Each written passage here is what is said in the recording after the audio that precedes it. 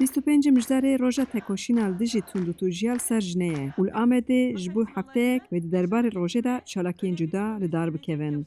اف دیمن بشک جدا خویانی دم پارتیه که جبو ساله که دست به کامپینه که نو دکن. اف شاردارین جن این دم پارتیل آمده کمبون و جبو راوستان تندیال سر جنه و بداوی کرنا قتل عام جنان کامپانیا یک دا دست بکرن. به پرسپکتیف امواج پلیتیکای جنانی شارداری پارتیا دمه ببونه 25 مجدار روژا تکوشین al dijî tundiya li ser jinaniya cîhanî dest bi kampanyayeke hevpar dikin.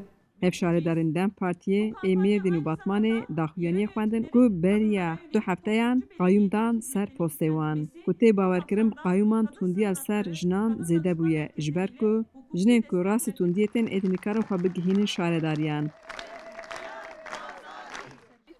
Şaredariya Amedê di çarçoveya çalakiyên 25 mijarê da daristanek ava kir û ji bo jin û zarokên ku bûne qurbana şiddetê şaxê daran danîn. Ji bo 25 mijdarê hatin dara biçînin.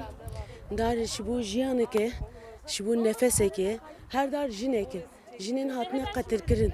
Ser navê wan dara çandin diçînin ki ew bijîn navê wan jina jî bijî. Weke helwesteke ku jin bi jiyanê hene. û ev jiyan ji bo me hemiya lazim e. Siya vadara ji bo me hemiya lazim e. Oksijena vadara ji bo hemû kesî lazim e û jinê me îro jinên bajarê Amedê îro pêşengiya vê yekê dikin ku ne tenê li Amedê li hemû derê dunyayê jin jiyandartir bibin û di nav jiyanê de xurttir bibin û darê jiyanê deynin bi jiyanê re berdewam bikin. Ev şaredara bajarê mezin ya Amedê Zerabûcak îfade kir roj bi roj li ser jinan tundî li Tirkiyeyê zêdetir dibe. Dün başlatmış olduğumuz Em dixwazin soz bidin ku em li Tirkiye û cihanê bi taybetî li bajarên xwe bibin alîgirên jiyanek bê şiddet. Em ê bibin alîgirê jiyanek ku tundiya li ser jinê nemîne û dawî li kuştina jinan be. Em ê polîtîkayê xwe li hemû rêveberiyên herêmî pêk bînin. Erka me ya girîng avê kampanyayê hişyarî û xebatên zayendiyê ku di xizmeta şaredariyê da em ê pêk bînin. Ev şaredara Amedê destnîşan kir dema ew dibêjin bajarên jinan jin li wî bajarê azad dijîn û jin ji jiyanê nayên veqetandin ku dixwazin Amedê jî bikin bajarê jinan.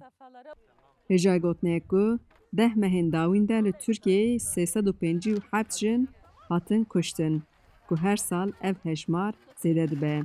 Xecijan Farqîn, Dengê Amerîka, Amed.